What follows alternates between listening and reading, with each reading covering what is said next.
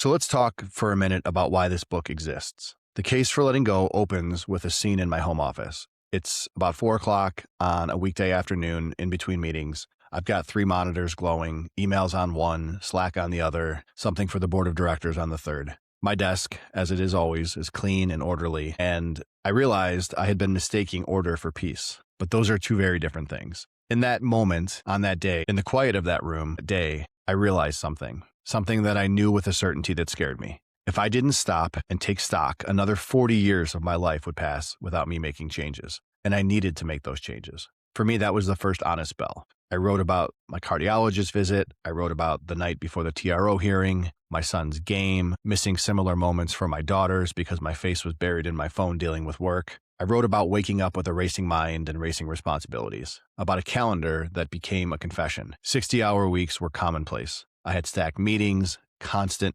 extraction. I was always on because I had unknowingly volunteered to be. And I wrote about the belief system underneath all of it. The one I'd been running since I was a kid, the oldest child. Make sure your brothers are okay. Keep the house calm. Clean up, literally and figuratively. Head off conflict before it arises. And then law school poured concrete around that.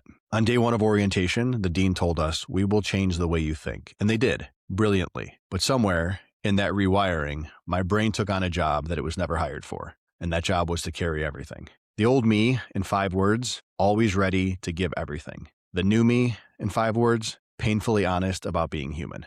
The Case for Letting Go is the bridge between those two people.